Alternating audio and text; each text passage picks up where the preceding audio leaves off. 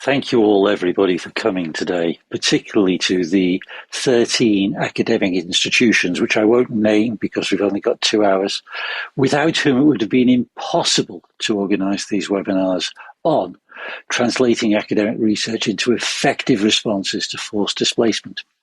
Paragraph 43 of the Global Compact on Refugees specified the creation of a global academic network, recognising the importance of academia in shaping discussions around forced displacement and statelessness.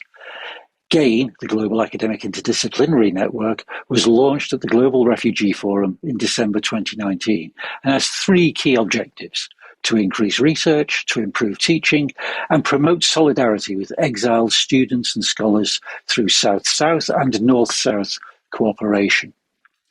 The network is chaired by the University of Essex and its secretariat is supported by UNHCR. Without any further ado, we are very fortunate to have Dr. Madeleine Garlick, who is Chief of UNHCR's Protection, Policy and Legal Advice section, and a good friend of GAIN, with us today, who will share with us some opening remarks on the importance of investing in actionable research that can support effective humanitarian and development responses to refugee situations. Madeleine, the floor is yours.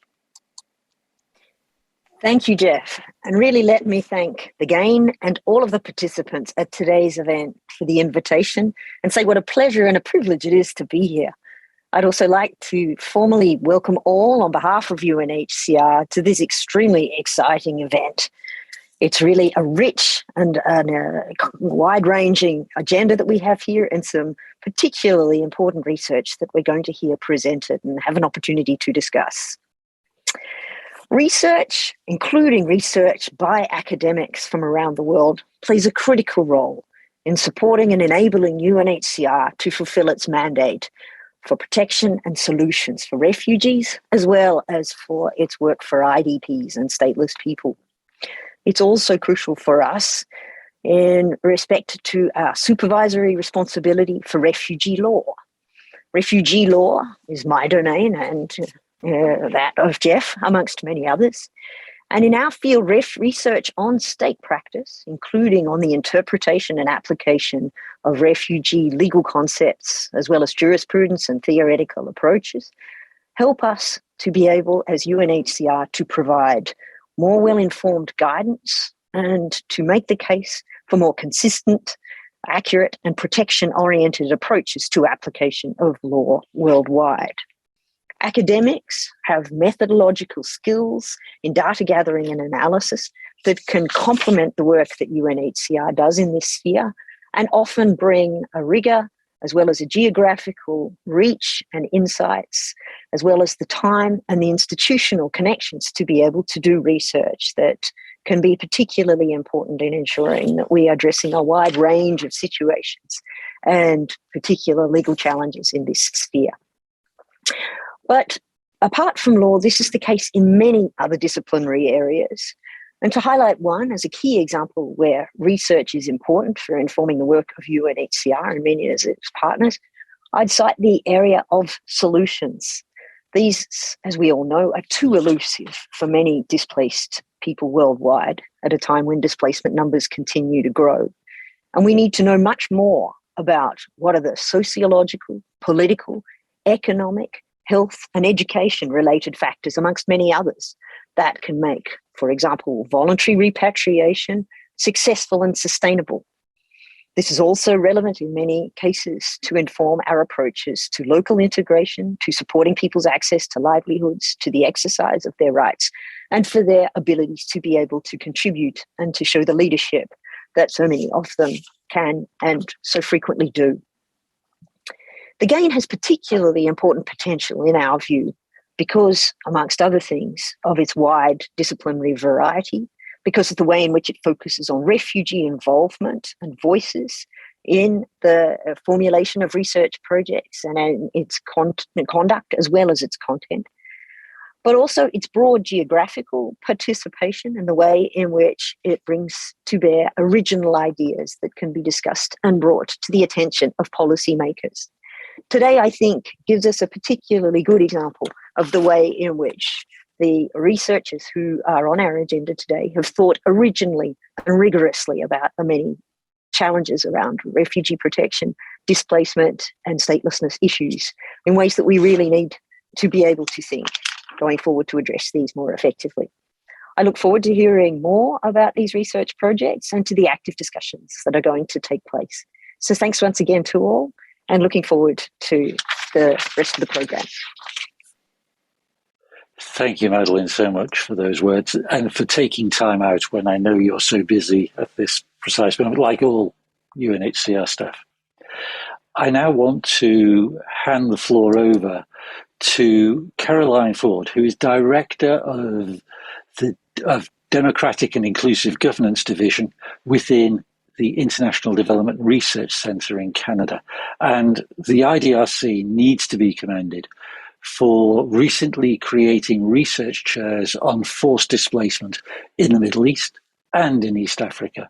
It's so important for research to receive investment. I said right at the beginning that the University of Essex chairs the GAIN. What that really means is that the University of Essex gives up some of my time so that I can chair the GAIN from here. But that's time that the university could otherwise use.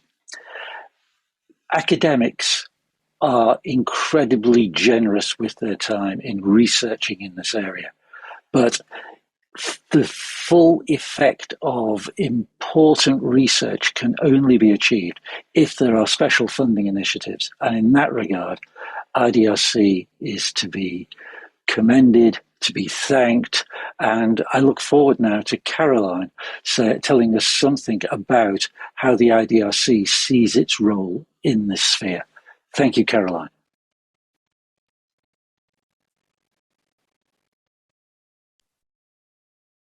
Just taking myself off mute. Thank you very much. So good morning, good afternoon, good evening, everyone, depending on where you are in the world.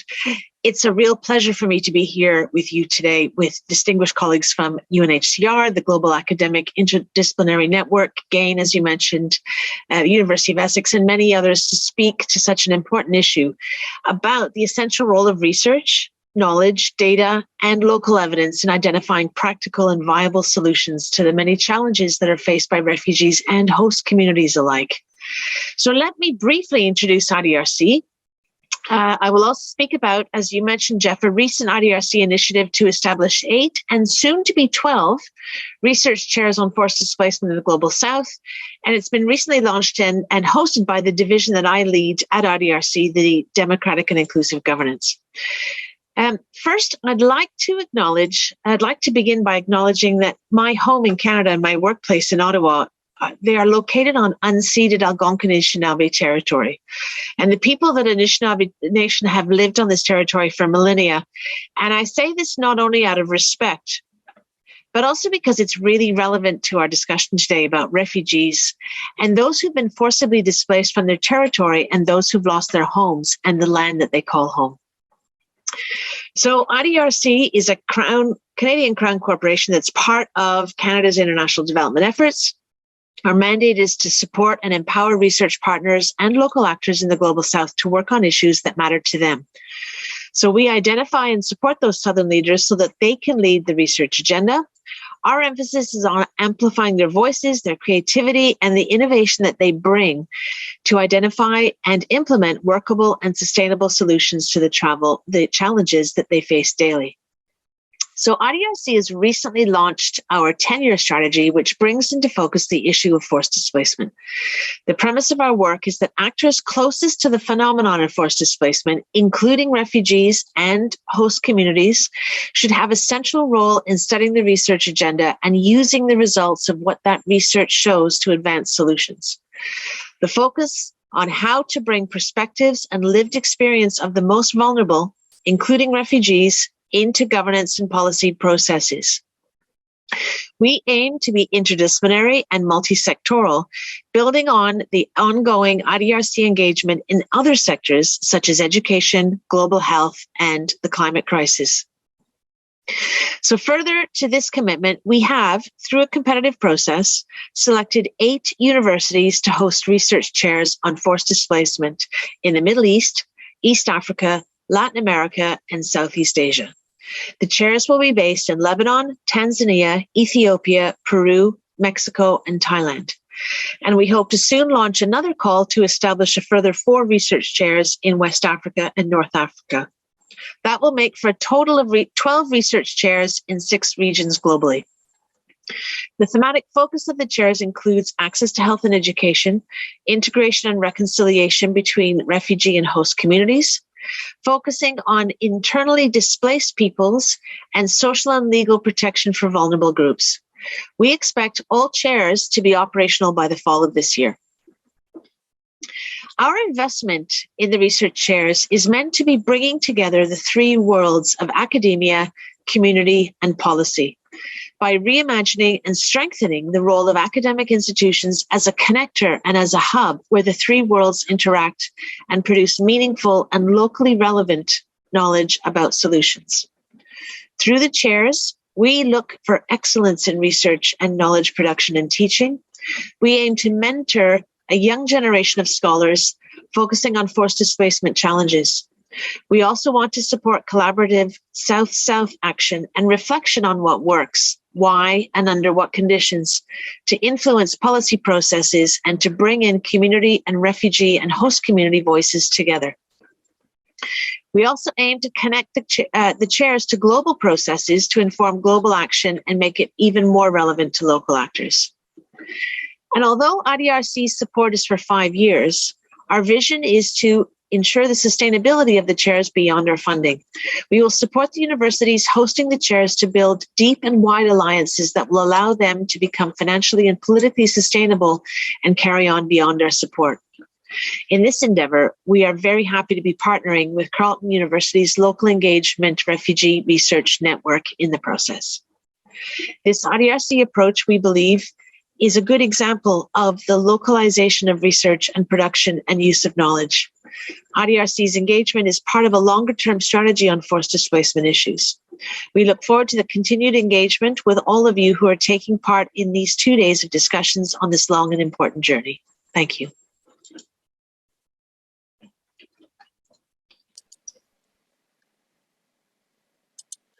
Caroline, thank you so much for that intervention and for highlighting the very important work that the IDRC has started and is continuing for a long time, we hope.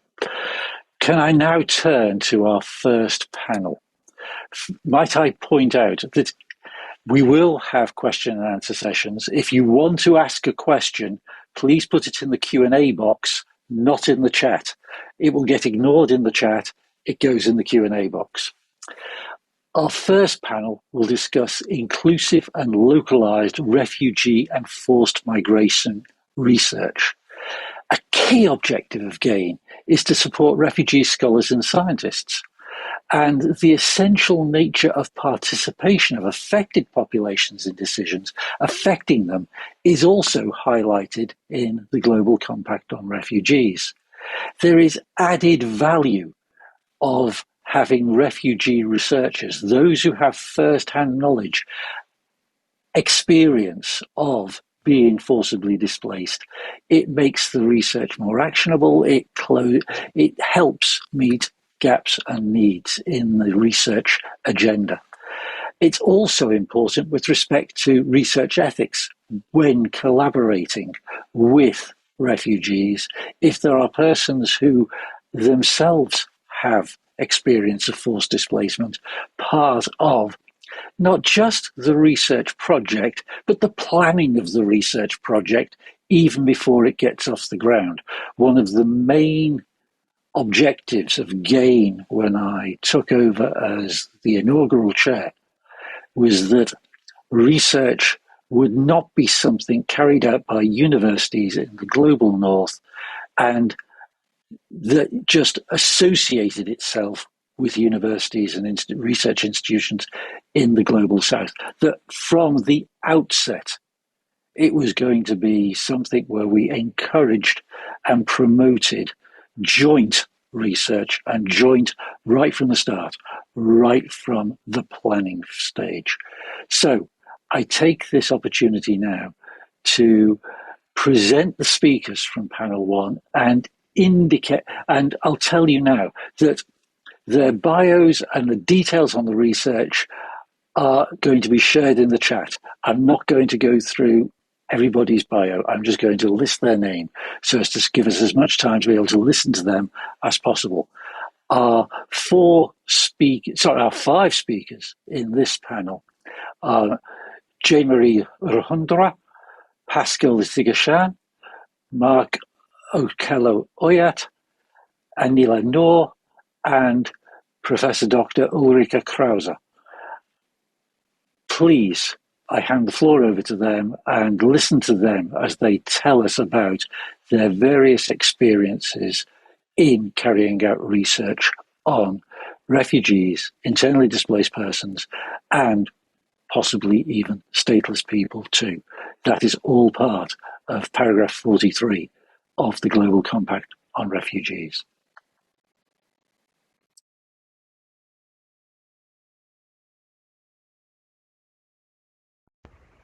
Thank you, Joe. Greetings, everyone. Good morning, good afternoon, good evening. I'm happy to be starting in this panel. I have 5 minutes, so I'll go very quickly. First of all, for me, inclusive and localized research should involve, as my previous speakers have said, persons of concern themselves, that's refugees and host community members, but also local researchers, and most importantly, those we target as end users of our findings, meaning policymakers and practitioners. And this should be involved again from the beginning and during the implementation. So why is this important? Why do we need to involve the people with lived experience in research as researchers? First, it helps at the level of designing with actually framing the right questions, because they have lived, they know, they understand the issues we are talking about or we want to research, but they can help in obtaining more accurate information. But also when during analysis, they're very likely to help to give correct interpretation of the data. But also, it's important, again, as I mentioned, to involve the people we target as the end users of the findings, because for them to be involved from the beginning, it brings the sense of ownership, which guarantees or increases the chances of likelihood of them using the findings. Policymakers and practitioners like to see that their contextual realities have been acknowledged, and the localized research does that. So from Tanzania, we have National Consultative Forum as an example of the research that I'm going to share.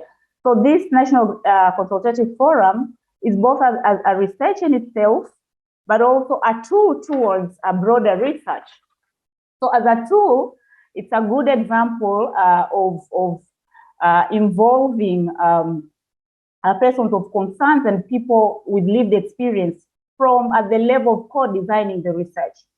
So it involves over 70 individuals, and these include displaced people themselves, former government officials, and non-government officials, because the aim, the bigger research is on the history and experience of Tanzania as a refugee hosting country. And this is a history of over 60 years. So it was key to bring people who worked in those years.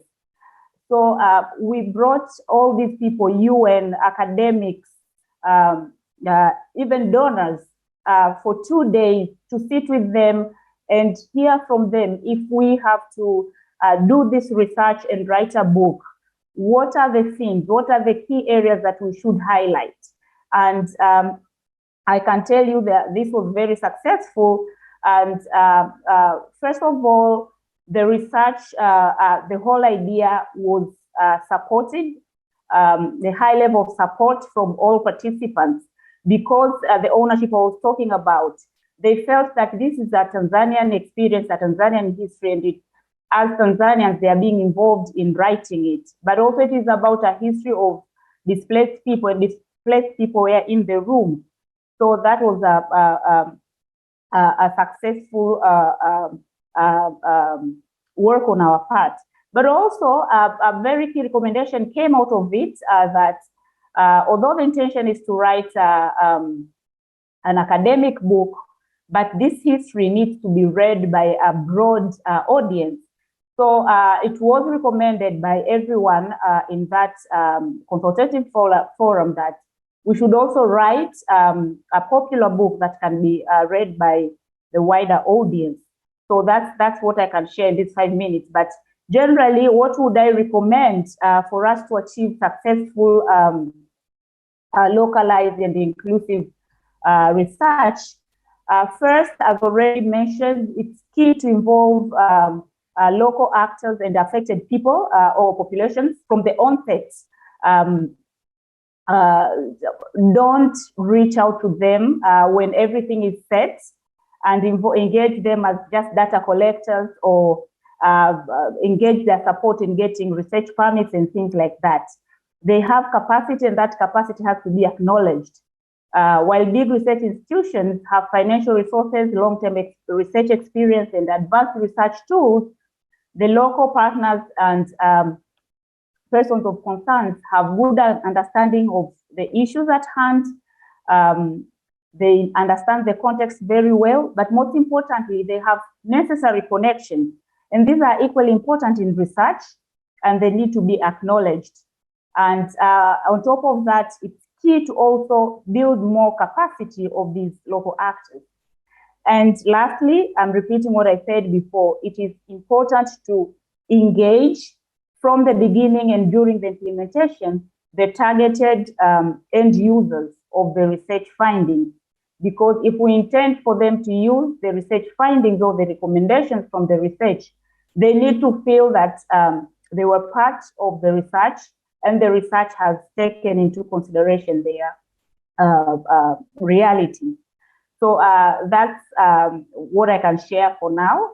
Back to you, Jill. Thank you.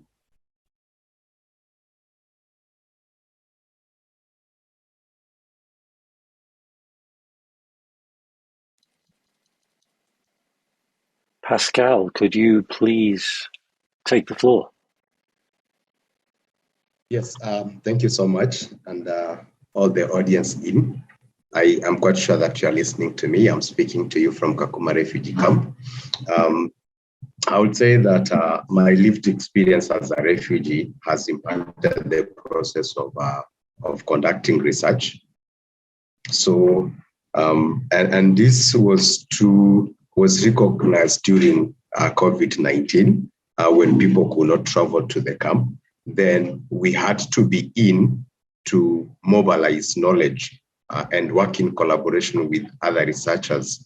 So in doing so, you can feel that you can understand that we had impact on the project or research project design.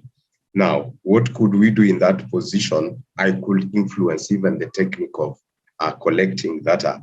I remember we did a research, a case study, and then I was in a position of telling my collaborators that these are the type of people that we need to talk to.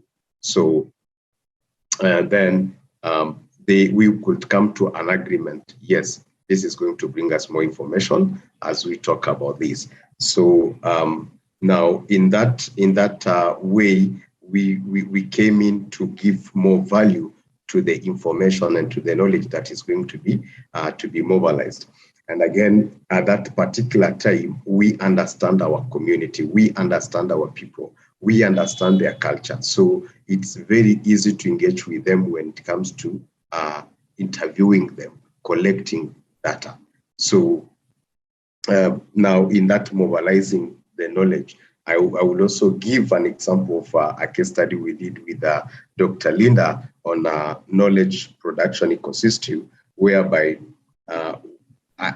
she shared a list of respondents that we could even talk to, but then I had to tell my collaborator that no, these are the potential people in this case of this research. So we had to review the list together of the people that we need to talk to, and after that we agreed on that, and we got powerful information in our case study. So basically, bringing in local researchers, it's an opportunity for external researchers to come in and also get great information, because we are on ground, we know our people, and we understand the area that they want to research on. So, and again, like my colleague said, Jean-Marie, we have the connection. We have the connection. This is a clear example on another case study I did with Prof. Nyauro from Moi University.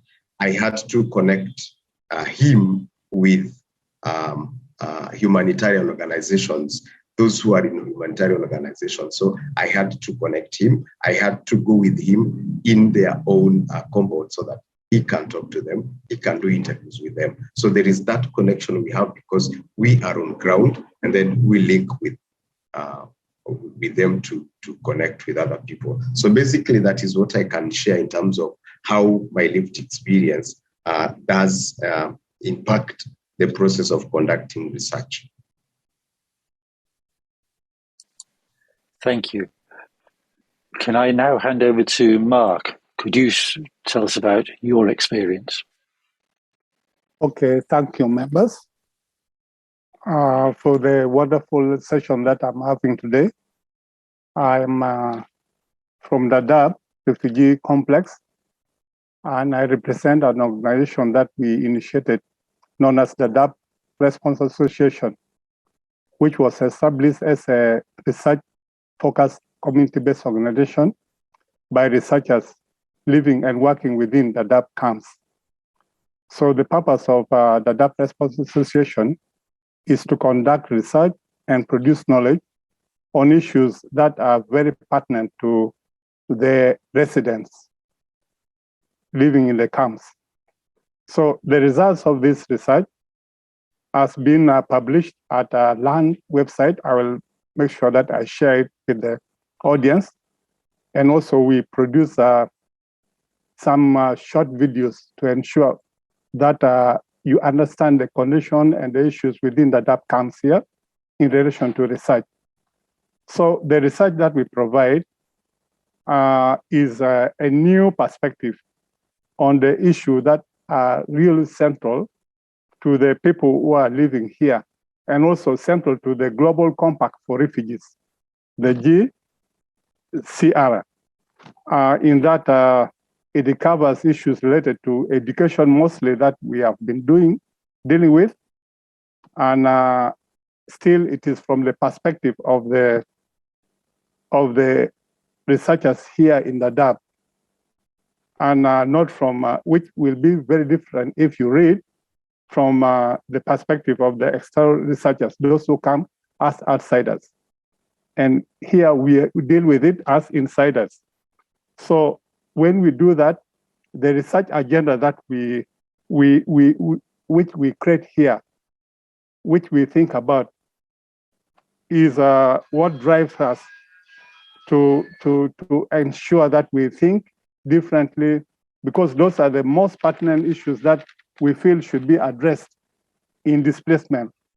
So we have different questions that we create and ask ourselves, and therefore we bring new forms of knowledge, and that one is very important.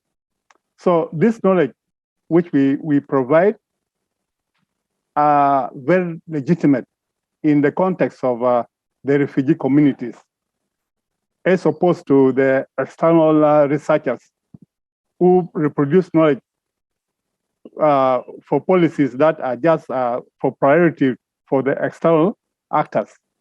So that is the difference between us and them. So in this context, when COVID-19 came about, it provided us with a wonderful opportunity. The pandemic provided us with a wonderful opportunity in that people had to switch on to online workshops, conferences, meetings, and all those other things, like what we are doing now.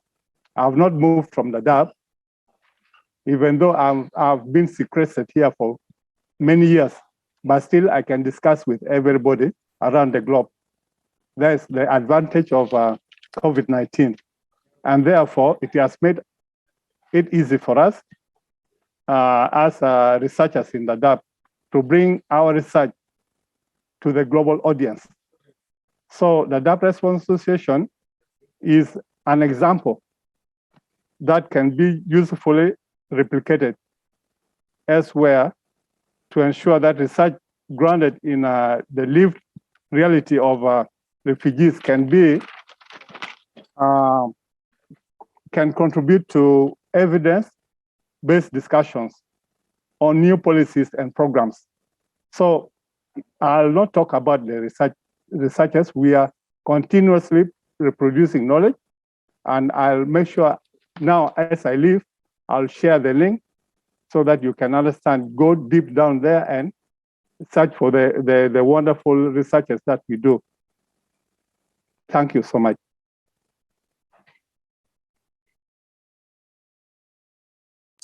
Thank you. Can I hand over the floor to Anila? Thank you. Yes. I have prepared one short PowerPoint presentation, if I can have it. Thank you. Yes, so I just want to add it with the perspective of a refugee researcher going on, and we come up with this reflection paper we did conduct with your Global Refugee-led Network as European chapter and the Women Connector, and they all are refugee-led initiative, because somehow when we are trying to counter the barrier we face, it really helps if we unpack what we mean, our engagement, especially from last few years, we come up with this new term, this new jargon, or this new reference of meaningful participation. And we are trying to give more understanding, what does it mean, and how refugees by itself, they are reflecting about this meaningful participation, and we come up with this kind of research which reflect what we need to improve when it's come to not only about knowledge creation but understanding of different knowledges, because every knowledge description is maybe differ to each other, and how we refugees felt about this limitation of the knowledge recognition. So we really want to unpack what does it mean meaningful participation, and we really want to take the history of how a global compact of refugees and New York Declaration and all the procedure happening right now in the world, they are talking about as a main indicator of consultation. This procedure of consultation we talk about and we observe as being engaged in this discussion and being involved in this kind of initiative, and how we felt there are so much we can go beyond consultation, and how we can unpack. This is as you can see, we said this all New York Declaration and the comprehensive regional response framework, Global Compact of Refugees, and then Global Compact of Migration, and then GRF, a global forum, they are involving refugees on the base of consultation. That's why we said how we can beyond even consultation. And if we see the our history of engagement, we come and see how there was gap of refugees representation, and then how refugees were invited in as a speaker, and how we talk about a refugee statement, and now we are making sure refugee come up with this meaningful participation. And when we talk about this meaningful participation, we take the ladder of participation, and is not new, but how we are built on already proposed by scholars, how we are learning from them, and we are connecting our experience and our knowledges with this theorizing of meaningful participation, and how we are understanding what is need to be seen as a power and control, and how we are negotiating our position in this domain. And as I said, we are trying to unpack the consultation procedure. So we in this ladder, we pick only consultation as our indicator, where we describe how we, as a refugee leader, been involved. We've been unpack of this consultation, mechanism, because this consultation happens when they invite, and this participation happening on different spaces. And we felt again, this is one method which we adopted, how these different kind of spaces been engaged and invited refugees leaders to be involved. They are closed spaces, they are open spaces, they are invited spaces only, and they are claimed spaces. So what we mean, the claimed spaces, by we as a global refugees, we regional refugee or local refugee, we all design our own research, design our own events, where we identify our barriers and solution by our own. And there's a closed spaces where we refugees been only invited, and we can't even impact or affect or some kind of influence on this decision. So for us, this is closed spaces, and we are trying to negotiate how we can combine this, redefine these spaces, because these spaces give you more access, how we can understand of this consultation procedure, and how we can describe what is how the understanding of meaningful participation, doing with, doing for, and doing to. And in my next slide, you will understand how we come up in during our research, like we need to co-produce, we need to co-design, we need to engage.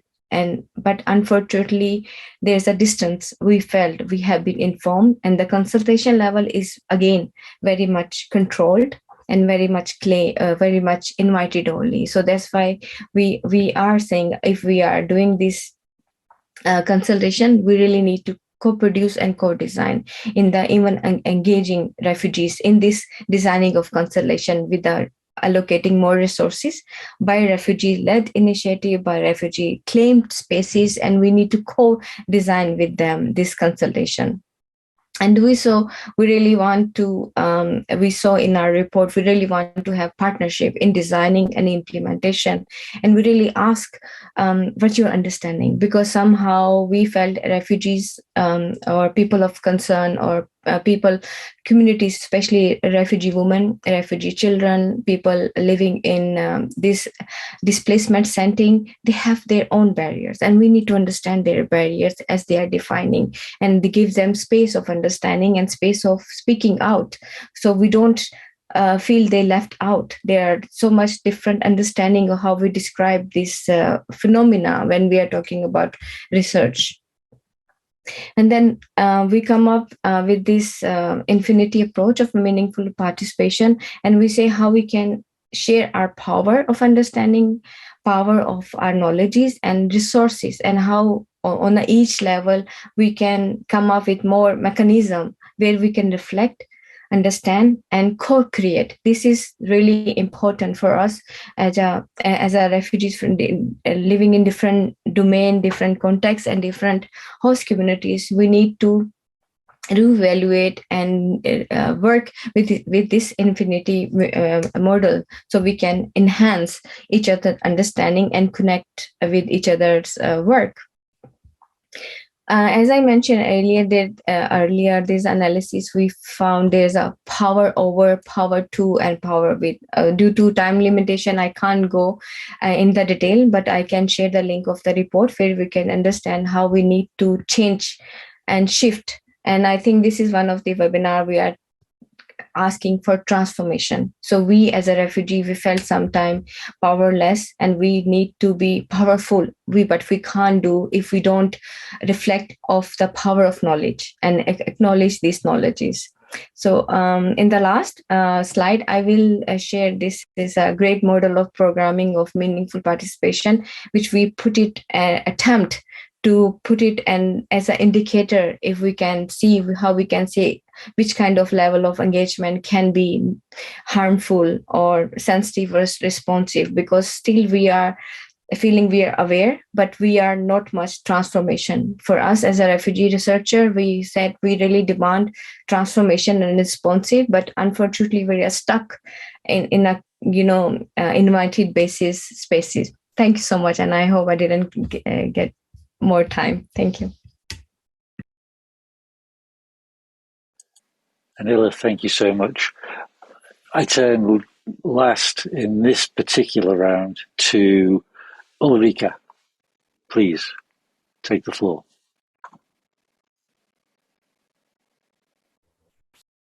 Yeah, sorry, I didn't unmute myself quick enough. Thank you so much for the invitation, for allowing me to be part of this very inspiring round. And honestly, at the moment, I feel like everything has been said. What else is there to say about localized, inclusive research, about cooperation instead of tokenism, about really working with each other on the equal footing? What I would like to do is to take a perspective from German academia about what is going on at the moment and what we might be able to do more, and what I personally do. Forced migration and refugee studies has been and still is strongly influenced by Western discourses and by Western scholars. This we can see right on point by the recent publications of the LEARN project led by Professor James Milner about our big forced migration journals. Who's publishing in it and about which regions? It is mainly Western scholars who research forced migration in regions and countries in the Global South, and this has to change. This is also the case, and even more so, I would say, the case in German academia. Forced migration studies here is a fairly young field of research. It has an inherent Eurocentric bias in the cases, in the research that's been conducted, and it's primarily research about people who have experienced displacement and forced migration rather than with them. That's where current big research project comes in, FFET, Forced Migration and Refugee Studies, Networking and Knowledge Transfer. It is a joint project of 4 institutions. I briefly named them despite the time: IMES of Osnabrück University, BIG, the German Development Institute, as well as GREM, the Human Rights Institute, and it's funded by the German Federal Ministry of Education and Research. This also shows how high it's up. It's supposed to structurally support forced migration and refugee studies in Germany, and that's why we don't carry out research, but rather dive in the structures that are there and try to improve them. The question of who speaks and who's heard, whose knowledge counts, and who apparently is only relevant for analysis, but not as being heard in a wider surrounding, is of course central here. And it's of course something that we continuously reflect on. And this is not only an ethical question in a way of what could we potentially do, but this is a normative question of what we have to do. FFET engages in and carries out a range of measures here. We've already, my previous speakers already mentioned a wide range of other measures, and we strongly connect with them. There has been a development of a strategy for internationalization and localization of research, FFET fellowships for international scholars to come to Germany and bring new knowledges, and this is especially also for scholars who have experienced forced migration. International workshops, and here I especially agree with Mark, who said that despite the devastating impact of the pandemic, us moving online and being able to speak globally without the restrictive, as Jimmy called it, non-entry regime, especially in Western countries, is important. And we've promoted international workshops on a range of subjects with a great diversity of speakers. There will be an international summer school in summer, obviously, and of course, questions about how we can transfer knowledge would be continuously discussed for policy and for practice.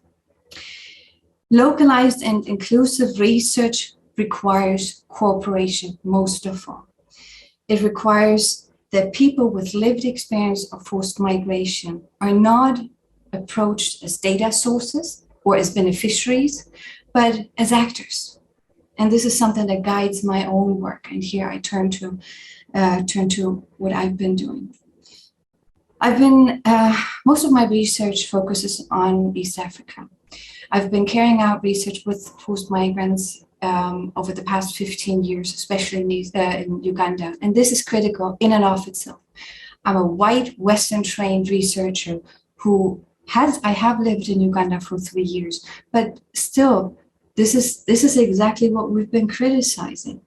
So what I've been trying to do is to collaborate, to not only preach something, but to practice what I preach, what also colleagues preach. We've been collecting data together, analyzing data together, engaging in joint publications, but also promoting and advising on where to publish, how to publish, reading papers, commenting on papers, the whole range of what colleagues do for each other and with each other. Just that some of my colleagues have experienced forced migration. Of course, not everything has worked out as it was planned and as it should be. And it's a learning process. It's constantly a learning process. It's a reflection process. It's what Pascal called understanding conditions and connections. It's what Mark said, new perspectives, and it's what Anila said with different knowledges. One project that I'm currently engaging in with Joshua Gato and Hannah Idla is finishing a book about refugee-led organizations, and who is in a better position than those people who initiate, engage in, are confronted with limitations and use the potentials of refugee-led organizations than the people themselves. And this is exactly what we try to draw on as best as possible.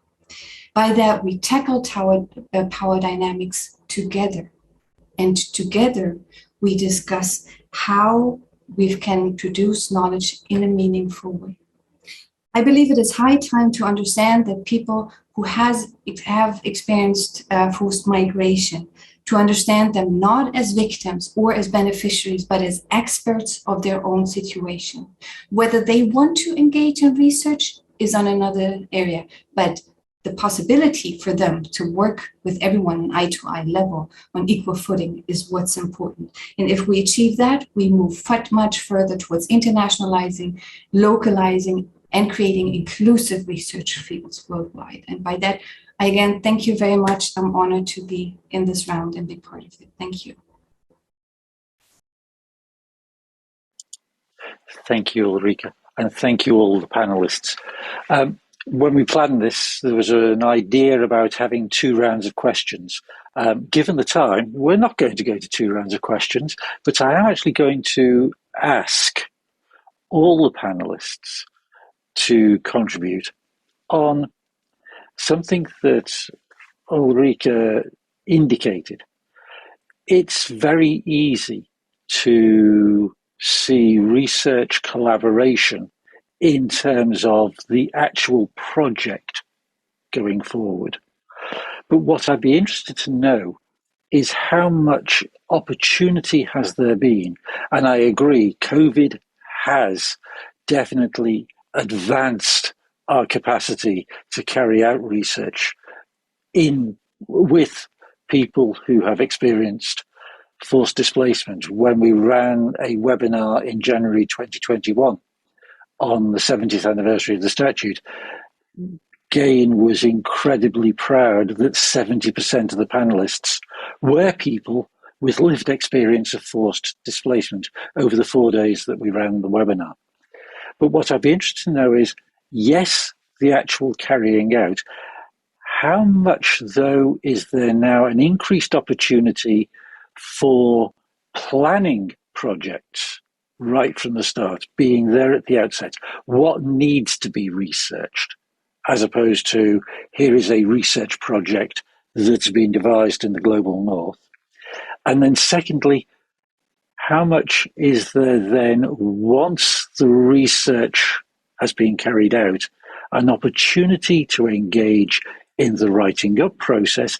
And equally, how much effect have you seen of your research on the ground? And Ulrika, definitely going to start with you first, just to become one reverse order.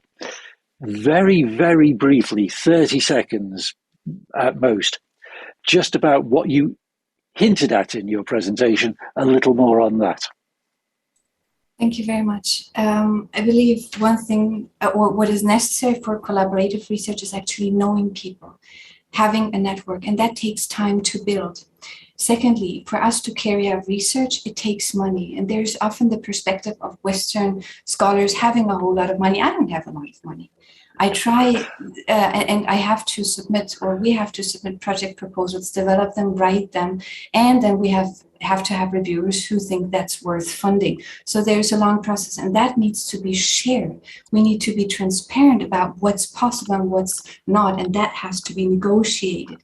Again, that takes time and is a process. And the different positions, the different people, the different interests involved, also what does it mean to publish where, simply needs to be discussed. That is not, it's not a not way forward. We need to speak with each other, take the time, and also be open and transparent about what we can and cannot do. If we all work 14 hours a day, we will have a limit. And by that, I think I already overstretched my 30 seconds. Thank you very much. Anila, can I turn to you? Yeah, sure. Thank you so much. I think, echo the same.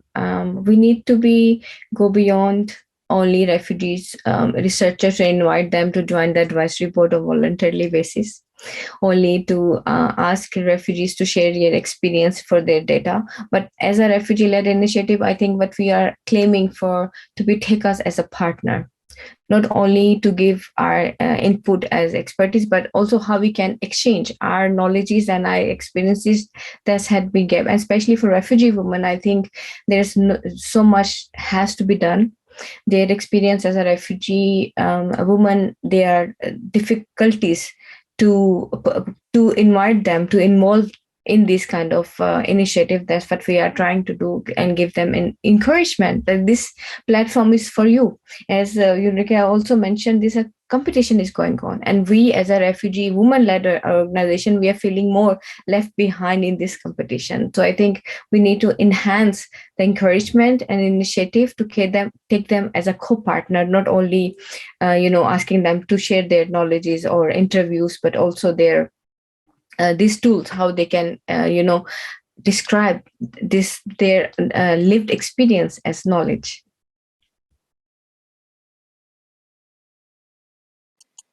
Thank you. I will now turn to Mark. Mark, would you like to add your views? Okay, my view is on the issue of collaboration, trust building, and funding.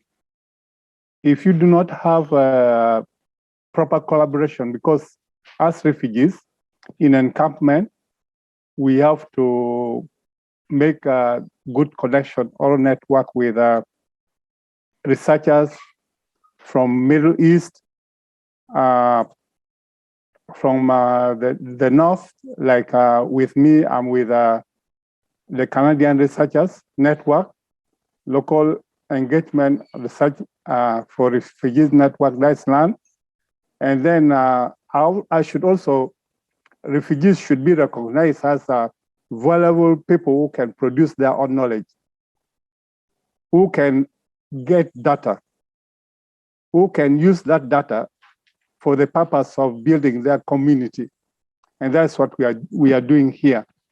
And therefore, it means that trust should not be only for the researchers, but also for the implementation of the project that the findings that we have got from the ground. Like us, our research, we feel that it should be an action research whereby whatever we get should be used for the better of the community, to change the narratives, to change the dynamics. And that is very important, because we have to make a change through our own voices as refugees. Nobody else should come and give us that direction, because we look at the issue of sustainability. What should we do that should be sustainable in our community? So that's sustainable solutions comes from the refugees themselves in different ways, through their voices, through the research that we do and we conduct. So that answers the issue of the effect of our research in our community, because whatever we do is not just for knowledge production, but to ensure that we transform our community in different ways. That one, so far we have done it, and we are continuously doing it by looking for the research topic that we feel is a big issue in the community at that given time. We work on it to ensure that things work on well. So that is what we have, but honestly, we want more collaboration and more funding. Thank you. Thank you. Can I turn now to Pascal? Yes, thank you again.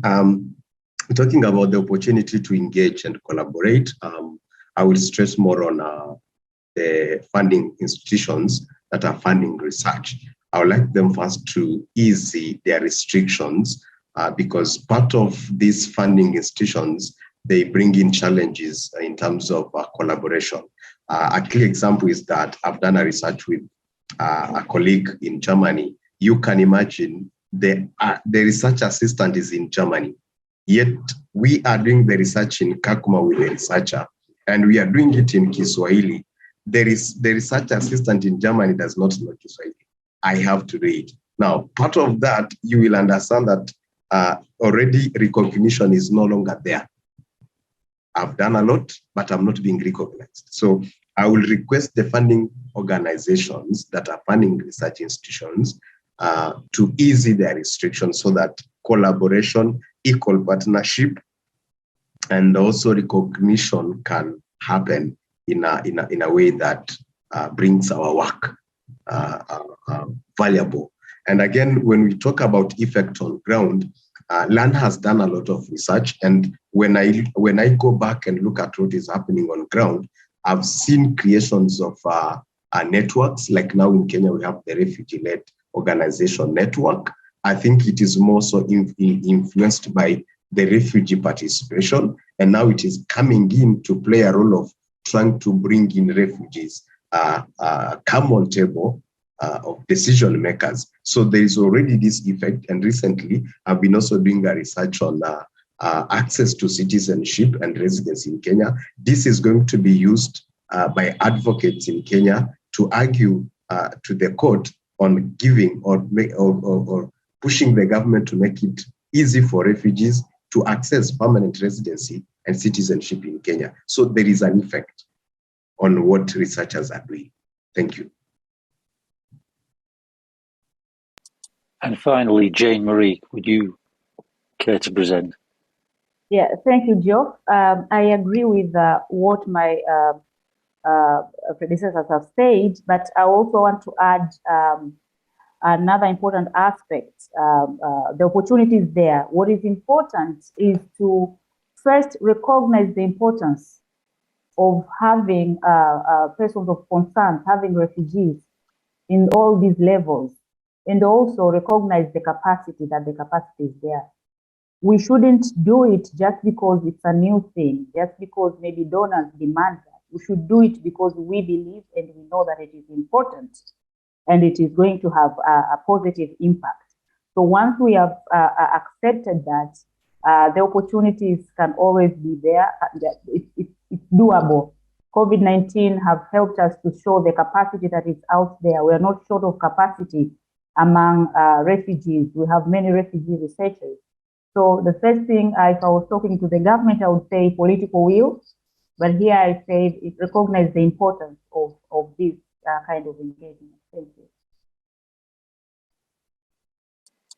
We do have a few minutes left, so I'm actually going to hand the floor over to Caroline, who has raised her hand so that she can ask her question. So I haven't seen it in the Q&A, so who knows what's coming. Yeah, well, I actually haven't got a question. I am more interested in this discussion in terms of, we're a funder. So when we fund research, what we're looking for is to find the research chairs, to find those researchers who are looking at new ways of doing this work. And what is very, very interesting, first of all, we are interested in using our platform as a funder to engage other funders and making sure that what they're doing is not funding a research question that the North has, but funding a research question that the Southern institutions themselves have been looking at. But what we're finding very interesting is how the colonial structures of Northern academia have been replicated. And what we're really looking now, and so here's something, if you ever apply for funding from IDRC, what we're interested in is not the usual Northern case study. We're looking for something that's different in terms of Southern leadership and looking really at what the structures and the processes that exist locally that prevent host communities and refugee populations from coming together in terms of really recognizing human rights for all. And what we're finding very interesting is that still there is a myth that you have to tailor your application to a donor to look like a Northern institution in order to get funding. And I'm telling you, don't. What we're looking for is something different. We're looking for Southern leaders who are going to say, we're going to do it differently, and we're going to really prioritize Southern leadership in this, and that's what makes us different. And what we're trying to do as well is engage other donors in this approach so that we make sure that we're not funding projects or universities that are simply replicating the same old colonial structures. We're looking for those who are going to challenge it and promote their young researchers, promote their upstarts who are interested in disrupting some of the hierarchy that exists and to come up with something new. So that's what I wanted to say. We can only endorse. I think one of the things that should be taken forward is that universities in the global north do have an immense amount of resources by comparison. I agree exactly with Ulrika. We don't have lots and lots of money available to us all the time. We do have masses of resources, and we do have a tradition that allows us to carry out the research that makes other global north actors who have access to money take note. And I think one of the things that should be going forward, should be promoted, is the idea that, as Caroline has said, the project should come from the south. But if the projects in the south do not have the institutional infrastructure to be able to present the information that they gather in a way that governments and other donors want to see it, then universities and other research institutes in the global north can facilitate the research in that sense. You send us what you gather, we send it back to you in a way that you can then use it. It's not for us to be co-authors, it's your research, but it is for us to be able to turn the information that you have into data that can be presented to governments and other actors in that regard. We have so much experience. One of the things that, as co-editor-in-chief of the International Journal of Refugee Law, we've taken on in the past year is the idea that all the journals in the global north are designed for access by academics from the global north.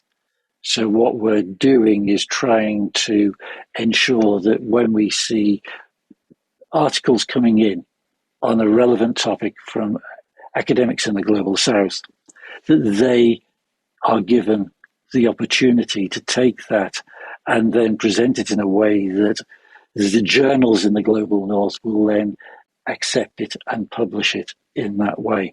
It is a stepping stone to greater research coming from the global south, so that it really is a community of people working together on research on refugees, internally displaced persons, and stateless persons as well. We are coming to the end of this first panel. I want to thank all the people who have participated, going right back to Madeline and Caroline to start off with, but then the really useful and helpful contributions that have come from J. Marie, Pascal, Mark, Anila, and Ulrika, who've made us think in different ways about what we're doing, about how research should be carried out in a way that is ethical and participatory by all who are here. Before I start the second panel, is there anything that any of the speakers would like to add before we move on to the second panel? Just speak, unmute and speak. And I perhaps do want just to say thank you again. It was truly an honor to be part of us. Thank you. Likewise, thank you so much. And I hope to have more collaboration and partnership in future. Okay, thank you. Thank you so much for the organizers. We are very delighted, and we think this one should be encouraged and to motivate refugee researchers to rethink what they can do and produce more knowledge for the betterment of everybody. Thank you. Thank you for the platform. I think you know what a platform means to us. Thank you so much for the platform. Yeah. I'm glad we're having these conversations, and it's a positive step forward, and I hope this will not be the end. We'll continue, and it's possible, as I said before. Let's keep on discussing this and figuring out how to do it. Thank you. I think I want to add one more thank you to someone who's been mentioned, but who has not spoken.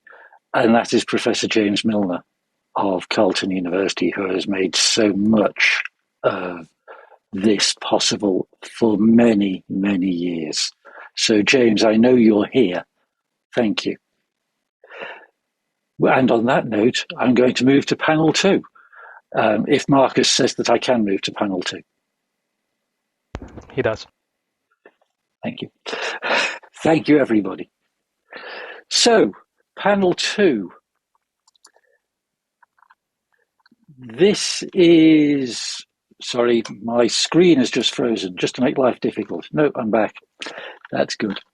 So, panel 2 is on gender, refugee agency, and forced displacement. I'm really glad that we've got this one running just so soon after the previous panel that, as you heard, talks so much about engaging gender perspective into research in these areas. The importance of age, gender, and diversity to UNHCR's work cannot be overstated. And UNHCR has throughout tried to ensure gender equality and tried to align not only with the Global Compact on Refugees that talks about a more meaningful engagement of women and girls in decision making, but also with the Sustainable Development Goals. Again, gender is central to the SDGs. So it's really important that we have this panel now. We are focusing on more refugees in research, but now we'll dive deeper on specific challenges that refugees, particularly women, face through their journeys up to their return to their country of origin. We have fewer panelists for this one, and that means that the presentations will be longer. But I hope, again, we'll have ample time for questions and answers and contributions from the floor as well. The 3 panelists are Professor Eleanor Kaufman, who is co-director of the Migration Displacement Stream of the Global Challenges Research Fund Hub on Gender, Justice and Security, Dr. Yanroch Kellis, and I apologize if I've mispronounced your name, Senior Research Fellow at Middlesex University, and Brad K. Blitz, who's Professor of International Politics and Policy at University College London. Please, if you want to ask a question, put it in the Q&A. We are monitoring it very closely, and we're trying to, we will then, right at the end, have another Q&A that tries to bring together both questions for both panels. But I'm now going to hand the floor over to Professor Eleanor Kaufman, who's going to introduce the migration and displacement stream of the Global Challenges Research Fund Hub on gender, justice and security. Thank you, Eleanor. Thank you very much, Jeff. I just wanted to introduce this by saying that precisely this, the gender justice, excuse me, I'll just have some water.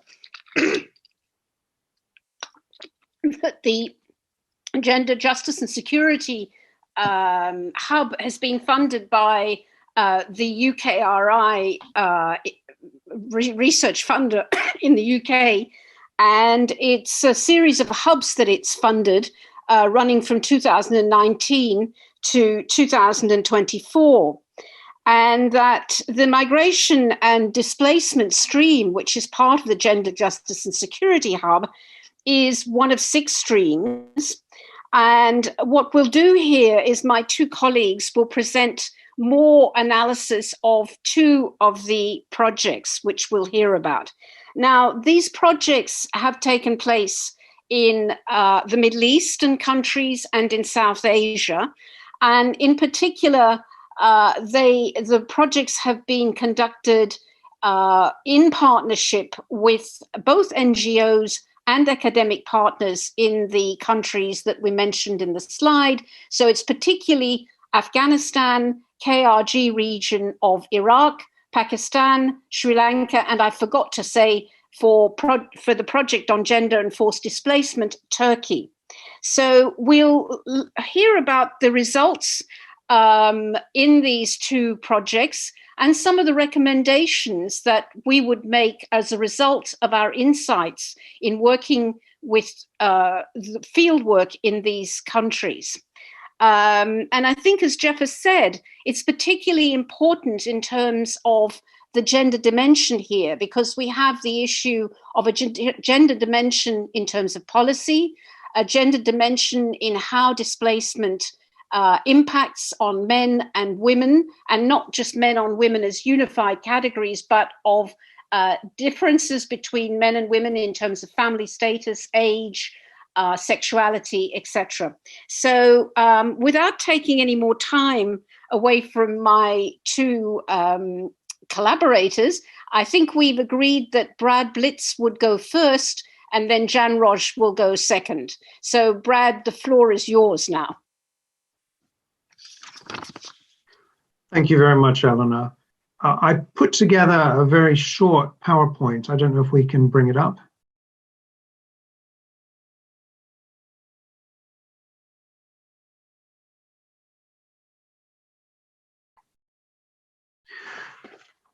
So thank you very much for that introduction. The project which I've been leading on is on forced migration, and it consists really of 2 elements, 2 sub-projects, which seek to draw together really 2 sides of a problem, and that is trying to understand how it is that gender features in discussions of forced displacement, both in terms of the level of policy and in terms of the lived experiences of refugees and IDPs. To kick off the project, we conducted a semi-systematic literature review. I say semi-systematic because we used, broadly, I would say, systematic literature review approaches to it. And it was really about the methodology that was most significant here. The reason why we did so was to unpack the ways in which gender features in discourses on displacement. And as Eleanor has mentioned, the gender dimension may play out in several forms, but in fact, one might argue that in fact there are several gender dimensions. So what we wanted to do was we wanted to look at this over a 20-year period. And we did so by drawing down information from RefWorld. The reason why this is significant is because UNHCR, as Jeff just suggested, has a particular commitment to gender, and it does feature in its work. and this is very clear from the updated age, gender, and diversity policy, which was just published a few years ago. And it tells us that the agency's been collecting data on sex and gender for many years, but it also signaled an important shift because it affirmed that the needs of the beneficiaries were differentiated by age and sex and gender, and that data should be disaggregated in order to inform policy and practice. Now, the realization that the delivery of assistance should reflect the diversity of those in need of protection has really been a long time coming.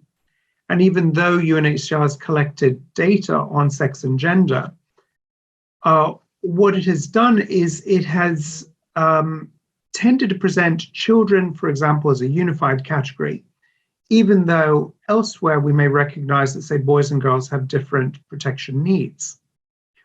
So what we did was we searched through RefWorld. We downloaded documents for our selected countries. And these are countries, as Eleanor mentioned, in the Middle East and South Asia, Turkey, Iraqi Kurdistan, Lebanon, Pakistan, Afghanistan, and Sri Lanka. And what we wanted to do is we wanted to identify the ways in which gender has evolved in terms of UN discourse. And to do that, what we did was we started with initial search terms. We looked at inequality and displacement, empowerment and displacement, gender discrimination and displacement, and so on. And what we found was that in spite of much advocacy, gender is still not mainstreamed across policy discourse with respect to IDPs and refugees. Notions of gender have grown much broader, and this is informed in UN policy in documents that we've come across as well. This is also fed into media and public discourses. But in terms of displacement, notions of gender have tended to find their way into development policies. IDPs tend to feature in specific policies, and these are policies that tend to be administered by formal ministries and governmental departments. Overall, we found that where gender and IDP issues are discussed, it tends to be within an operational framework as opposed to a rights-based context. And so this then just gives rise to the impression that actually IDPs and gender issues are to be treated in instrumental terms, and the development is really on policy with respect to development. Now, while displacement features often alongside questions of land, violence, empowerment, and livelihoods, the relationship between gender and displacement we found is overwhelmingly implicit. Violence is often mentioned, but maternal, sexual, and reproductive health is often not widely considered in that context. And sexual violence towards men is often not mentioned in such policy discourse either, even though the risks may be obvious, and the risks are also picked up in other reporting. What we found is that displacement policy tends to be dominated by a top-down discourse that still reflects the legal structures of humanitarian protection policy and the international instruments that shape it. And this may therefore explain why we find a separation in terms of the administration of IDPs, the ways in which different laws are drawn upon as a means of governing different areas. Similarly, what we find is that these ministries may often rely on international structures, or rather international structures may create a dependency culture. So if we think of gender and health, well, healthcare then may be referred to the WHO, right, as opposed to treating it as something within the remit, as we know it is within UNHCR's remit as well. So displacement is still treated then as a matter of governance, as a problem to be fixed, not a widely shared condition of the humanitarian and human experience, rather, which gives rise to particular vulnerabilities and challenges to the exercise of rights. So what does this tell us? This tells us that clearly there needs to be much more training in terms of how official discourses present disaggregated data and draw upon the meaning of such disaggregated data. We need to have much more comprehensive discussions of the ways in which gender bears on the experience of forced displacement. And taking gender seriously means recognizing how protection needs may be shaped and how policy and practice may be enhanced by a more nuanced understanding of the ways in which vulnerabilities and opportunities are structured. So it's not just women and girls, it's women, girls, men, and boys, and multiple combinations of those four categories, if you like. What's more, we need to consider vulnerabilities and opportunities in the same basket of policy. We need to find ways of building bridges. Currently, there's a bifurcation of discourse, as I've suggested, bifurcation along the lines of development versus human rights, and how this plays out in terms of the administration of displacement and the protection of people's rights. So these should not feature as separate policy orbits. Gender must be mainstreamed in discourse on displacement. That requires much more input from UNHCR, much more training. It's not just the idea of actually baking a cake, but actually becoming master chef here, doing it again and again so that this really is second nature. And recognizing that displacement doesn't just concern matters of development, but we need to see displaced people as agentic, as rights bearers who are involved in policies that are designed in their name. Now, that's what we found through the literature review, the semi-structured literature review. We then went on using this to inform a survey which was co-designed with local researchers on the ground. And again, we wanted to understand how it is that forced displacement is experienced based on people's gender identities and, in fact, the gendered experience of forced displacement itself. And we looked at a selection of countries. We identified 200 participants in each country, divided equally between male and female participants.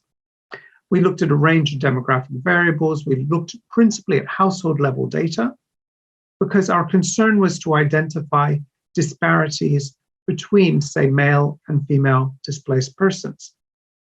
And what we found was that there are highly gendered effects that come from displacement, but some of them are also not what we might necessarily consider. So, for example, when we think of security, in Sri Lanka, we found that actually more male participants were concerned about security. They were concerned about security as a result of increased surveillance, as a result of the prevalence of drugs and crime, other factors that one needs to consider alongside security, which is often treated, let's say, through a gendered lens around questions of prevention of sexual violence or gender-based violence. We also found that when one looks at the impact of gender on displacement, there were profound effects in terms of livelihoods. But within the household, male participants tended to have far greater control over financial resources. That said, female participants seem to be more economical or better, let's say, at using these resources, saving and the like. This gives rise to several potential opportunities for intervention. What that means is, we can move to the next slide, actually. What that means is we need to arrive at more targeted, specific policies that draw upon these differences, as we were suggesting, not just on the basis that they are disaggregated, but also location-specific differences as well. And this gives rise to a number of commonalities across the experience of refugees and IDPs as a result of those who may find themselves in camp-based situations where their rights are curtailed as a result of their locational setting, but also as a result of urban and other inequalities. So we need to take an altogether broader view of gender. And we hope that this research helps to inform that debate a bit further. Thank you very much. Brad, thank you so much for that. Can we move directly to Janusz and his presentation? Thank you very much. Good afternoon. Thank you for this opportunity. I have also slides, if we can start showing the slide. Thank you very much. So as my colleague Professor Elena Kaufman stated, I will going to talk about gender return mobilities, reintegration and political restructuring in the context of Afghanistan and Kurdistan, and look at the roots and motives of return mobilities. I have to mention that we conducted our research in Afghanistan before the collapse of Afghan government and the replacement or the return of Taliban to the power. So the Western countries have spent $3 billion to replace Taliban with Taliban in 20 years successfully. So our research our research team in 4 countries has conducted large research in Afghanistan, Pakistan, Sri Lanka, Kurdistan to understand behind the gendered return mobilities to war, conflict affected regions and countries. Today, I'm going only talk about return mobilities to Afghanistan and Kurdistan. Both regions have experienced long-term conflict, war, profound economic and political instability.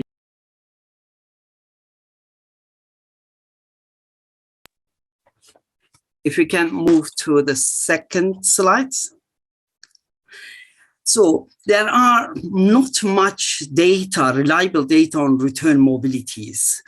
There is such an assumption that migrants, if they migrated from conflicted region to a stable countries, they will stay and they will not go back to their homeland. But our research shows there are such a return mobilities between stable and conflicted countries. Next slide, please. So while there is a growing body of research on return mobilities, however, the existing studies have paid less attention to gendered return mobilities to conflict-affected regions as countries. And to date, there is really little research about the motivation of conflict-generated refugee diasporas to relocate from stable countries like from Europe, other relatively stable countries to economically and politically unstable countries like Pakistan, like Afghanistan, Kurdistan, and Sri Lanka. Our central study was what factors do influence conflict-generated diasporas, men and women and their children to migrate to their conflicted or their parental conflicted homeland.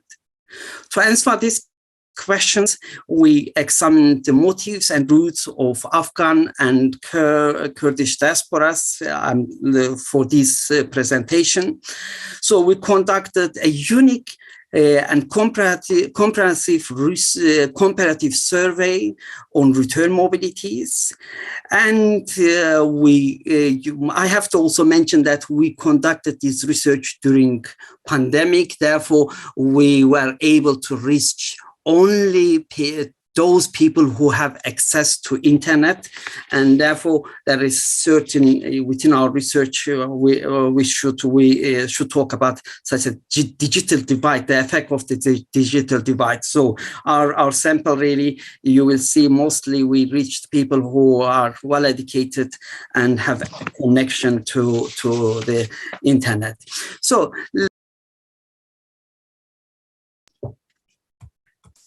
next slide, please.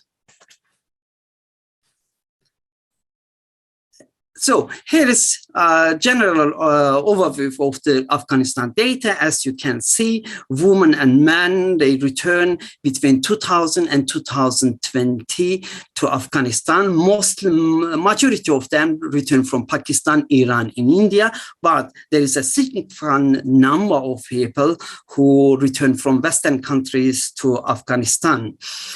And interestingly enough to mention that it's not only first generation migrants return to Afghanistan, but also second generation. If I use the term second generation, I'm talking about those young people who were born not in their parental homeland, but in Western countries, or in Pakistan, in Iran, in India, or Middle East.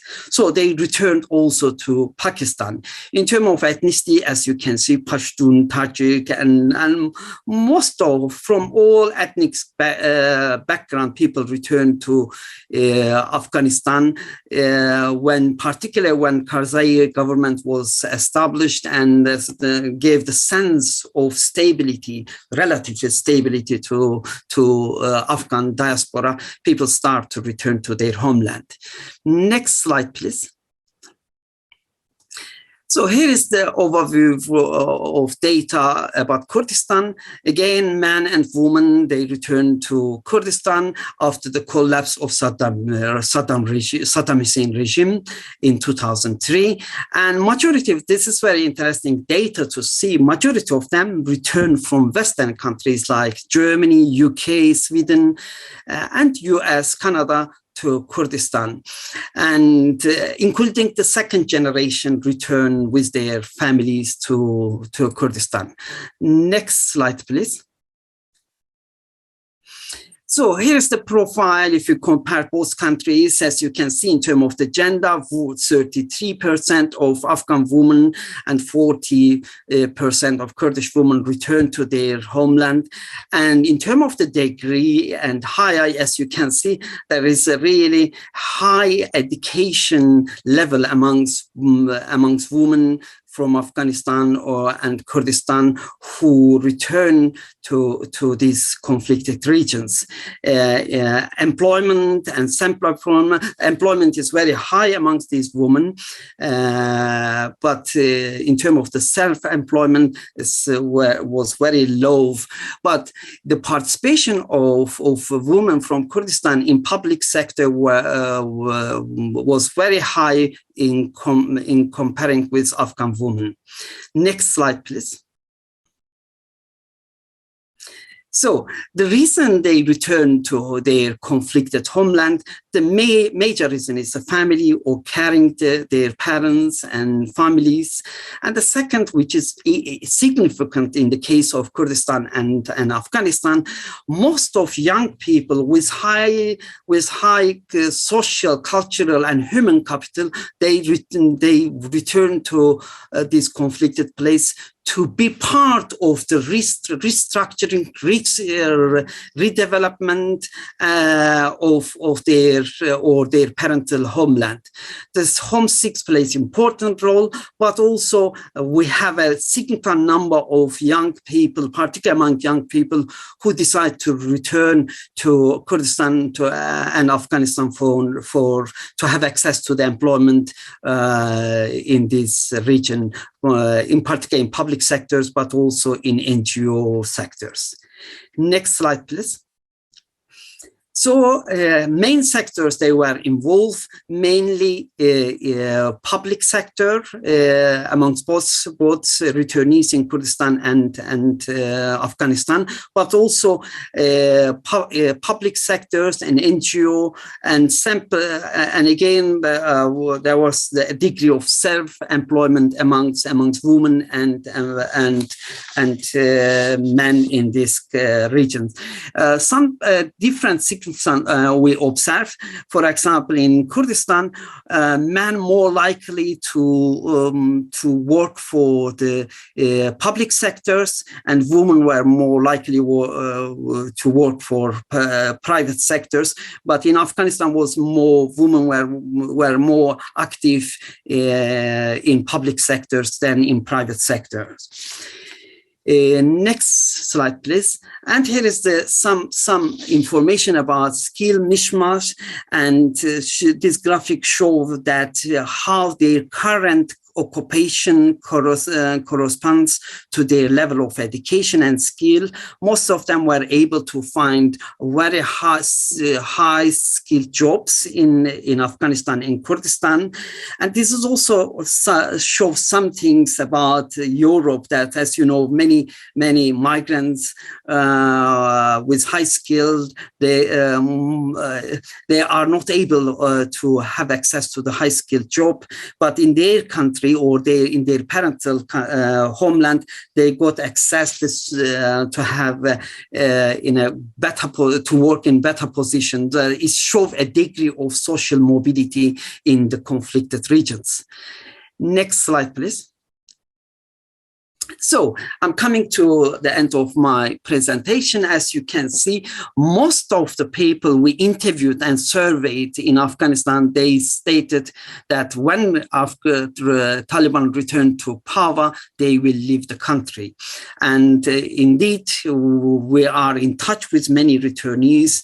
We noticed that the majority of them with high skill level, they left the country to Europe or to Pakistan, to Afghanistan. Of course, there are a number of people who were not able to leave the countries, and they left behind by many countries. So the next slide, please. In terms of the Afghanistan, there was a Ministry of Refugee and Repatriation, which provided the opportunity for migrant refugees and displaced people some legal support, job opportunities, and vocational trainings. But with the collapse of Afghan government, there is no such an institution at the moment in Afghanistan to deal with refugees and with the returnees. And the returnees stated that they were facing multiple challenges hampering their integrations before the collapse of Afghan government. And skilled returnees were significant among returnees, and highly educated women were active. Particularly, they were active in struggle of gender equality and in peace process. And now majority of them left the country. This is the issues which we have we are working on, about the impact of new Afghan brain drain on Afghanistan.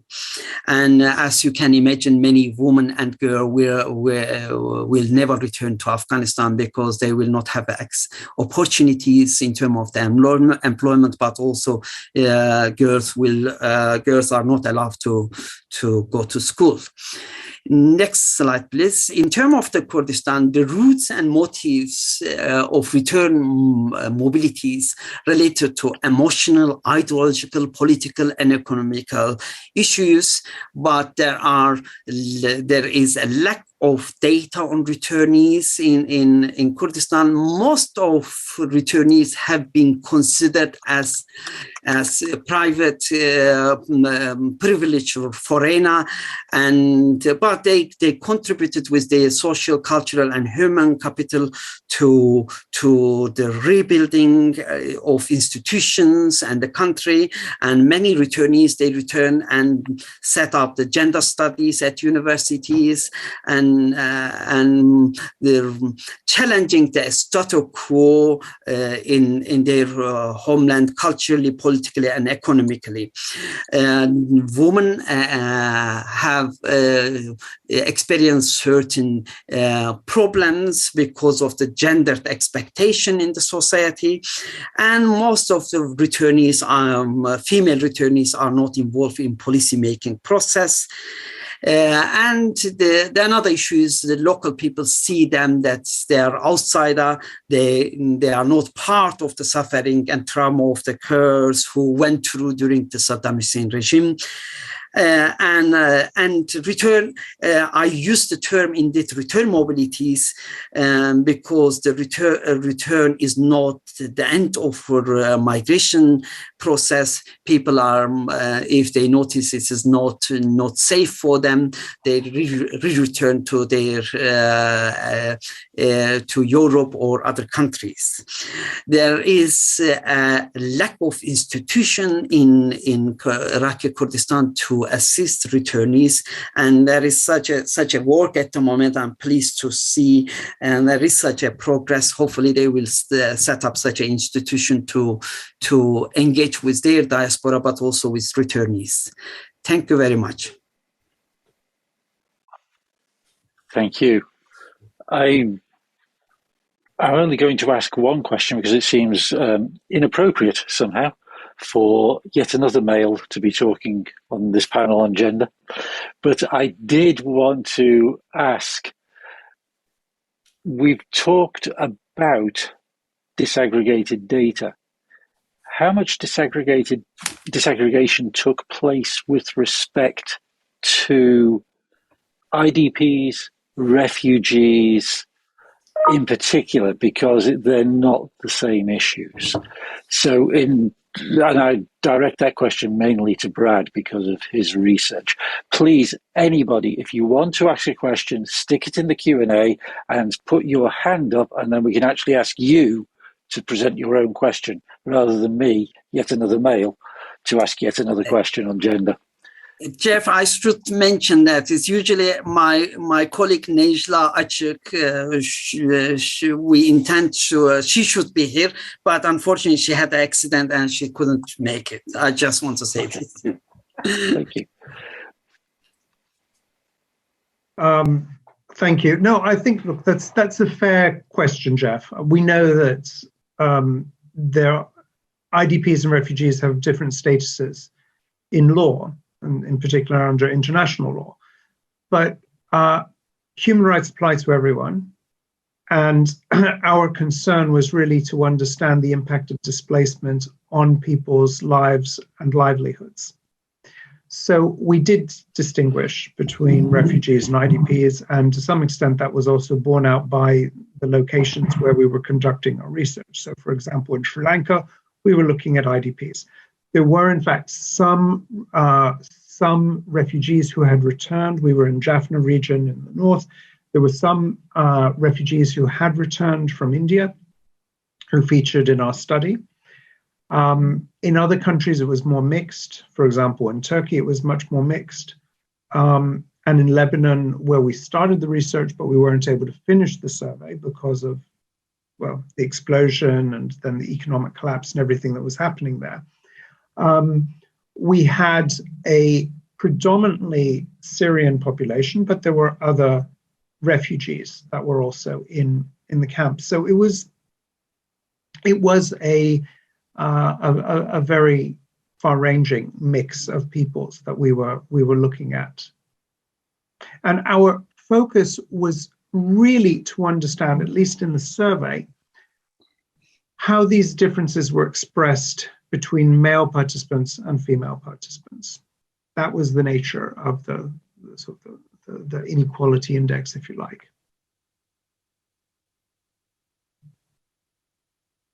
Thank you.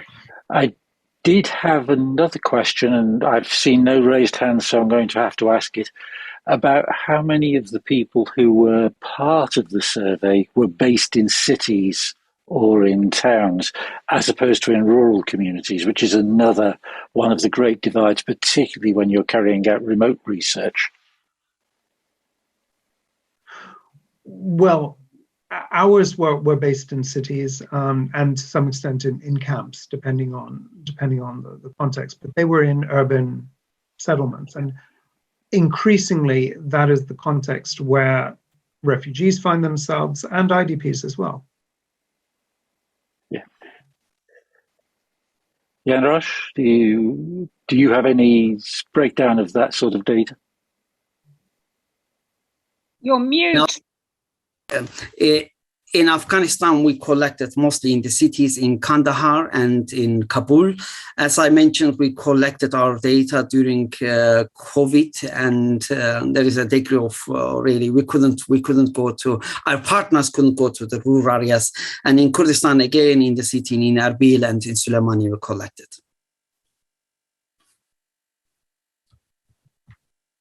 I am now going to, because I don't see any further questions, and it may be that I'm checking chat and Q&A. I apologize. Brian Gorlick has just asked a question. Brian, do you want to unmute yourself and ask a question? I'm not certain how easy that is.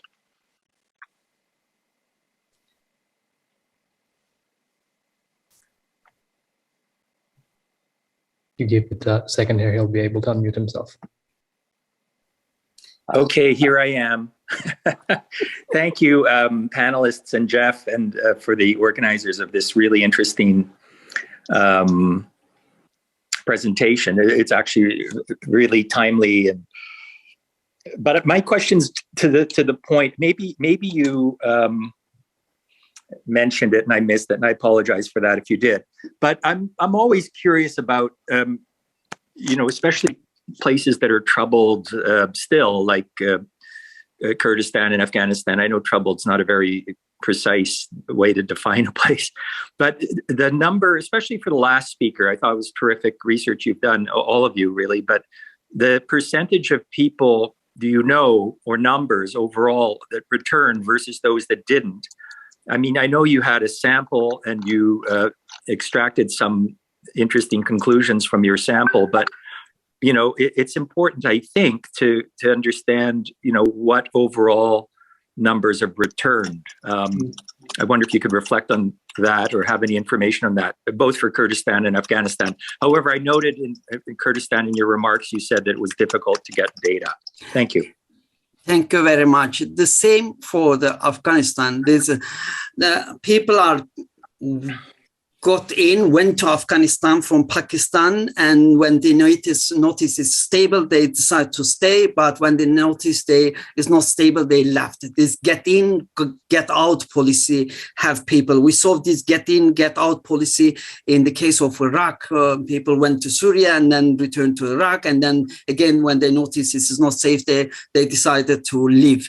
The same things in Afghanistan, but there are some statements that over 3 million people returned to Afghanistan after the collapse of Taliban. But there is no reliable data on this. In terms of the Kurdistan, again, the problem is with people who have other citizenship. They come and go, and this is therefore I use the term return mobility is not return migration. Mm-hmm. And as a result of this, we do not have really exact data how many people return to Afghanistan or Kurdistan, particularly when they return, whether they settle down or not. There are not reliable data. Thank you. Thank you, Brian. I think I now want to move to anybody who wants to ask a question about anything that has come up this afternoon, not just from this panel, but from the first panel as well. So if you want to, please raise your hand. I will see it and we will unmute you and you can ask your own question. The raise your hand function should be at the bottom of your screen.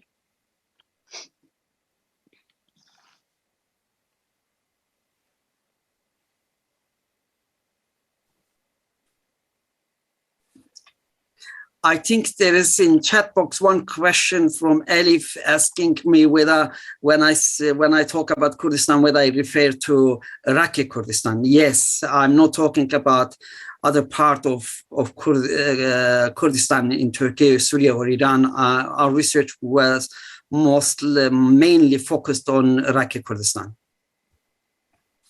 And Jeff, as I'm not sure if you're able to see the hands raised, I'm promoting everyone to panelists who are raising their hands, and we can ask them to raise their hands again once we have rejoined as a panelist. Right. Marcus, I leave it all to you. Raise your hand if you wish to ask a question. Once you have rejoined as a panelist, please raise your hand again so Jeff can see. Modesta, Please ask your question. Hi, everyone. Thank you very much for the very insightful session. My question is to Brad. Brad, I am an alumni of UCL, so in the spirit of being an alumni, I would like you to answer my question. So I work in the data and displacement project at the University of Warwick. And, issues of, the importance of, disaggregating IDP data emerge very frequently in our analysis. And sometimes also, there is that tension between balancing that need to disaggregate data and also ensuring that we just don't do that, for the sake of just collecting more data and overproducing data. And then, making the whole data, collection process very, very extractive. So I want to understand, for example, when you are engaging with the policymakers and also when you're doing your own research, how do you balance that sometimes, conflicting need to collect more data, but also to ensure that you just don't do it in a very extractive way, but that, the data that is, really collected is really what is needed and what is going to really inform policy?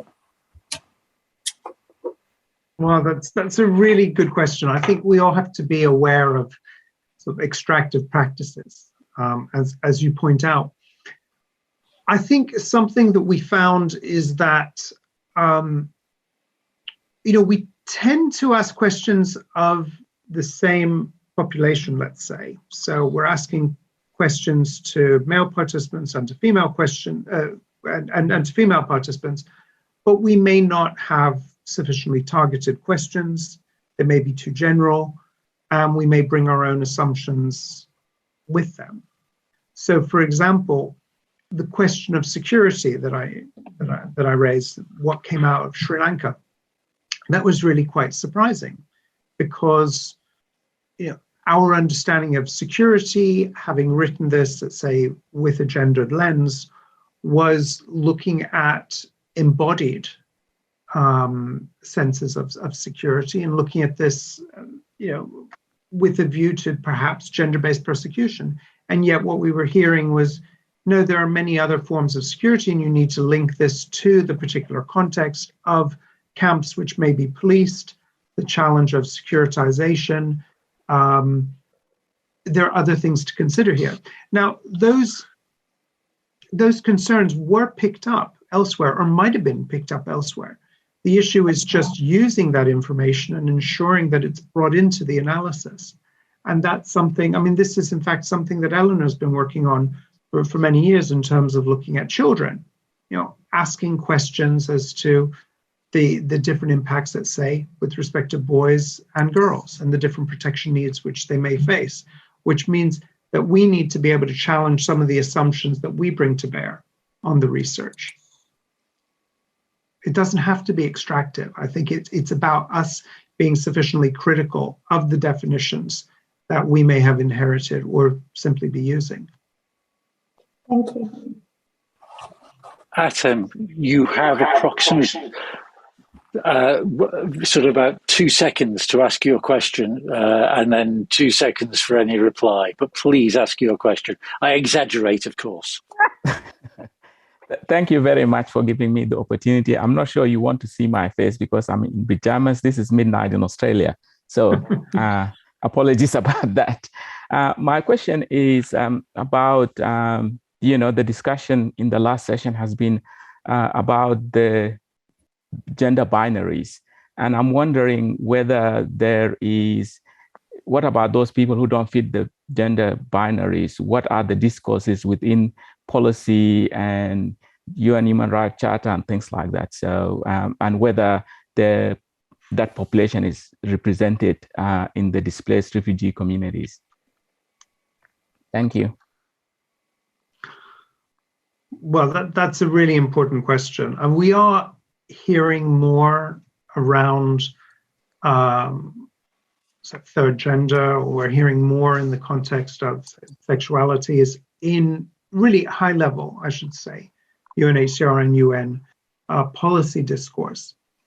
How this is then translated at a sort of local level is different. So, for example, we picked up some discussion around the dancing boys, right? So this is a local term which is used in South Asia, Afghanistan, Pakistan, and principally Afghanistan, which again informs this idea of a non-binary, let's say.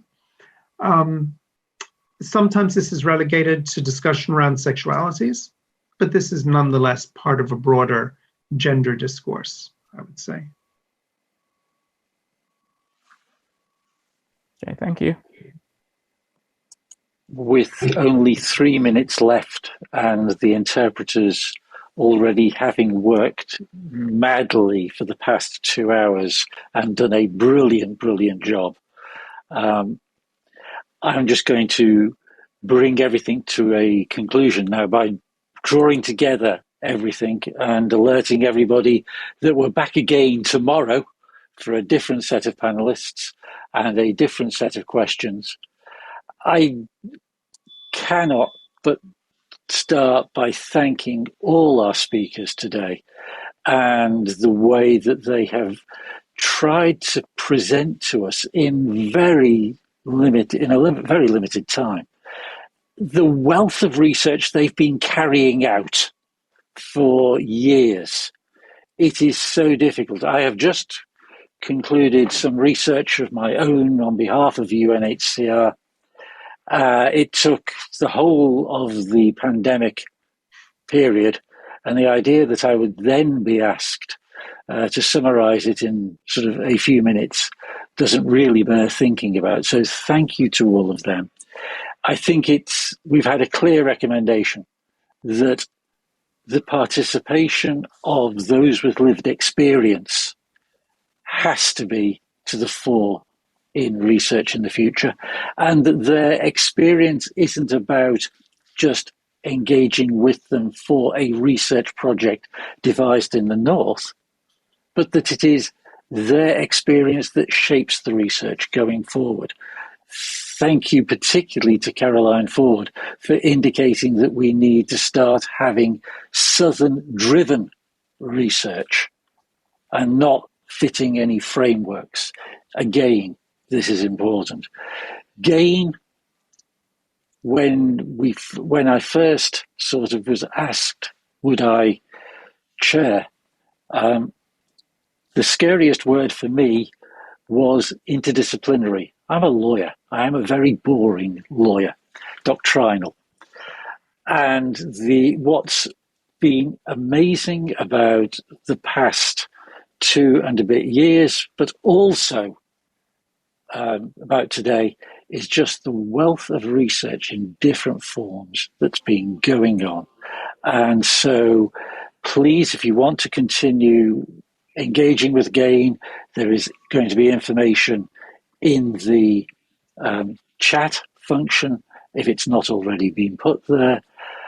And please come back tomorrow for more discussions. There'll be even more information in the chat if you've missed it today.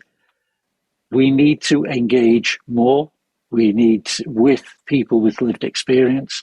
We need to engage more across genders. And I think has just come across in the final question, gender is not a term that is straightforward. And that's something else that needs to be taken into account when we're looking in our research. We need to stop having a global North perspective. People come back tomorrow for yet another panel chaired by yet another professor from the global North. But I can't do much about that.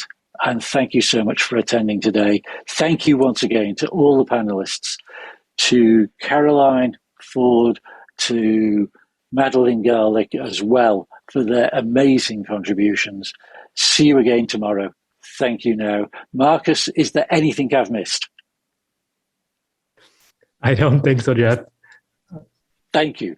Then we'll see you all tomorrow. Marcus is, of course, in charge of everything. Take care. See you tomorrow.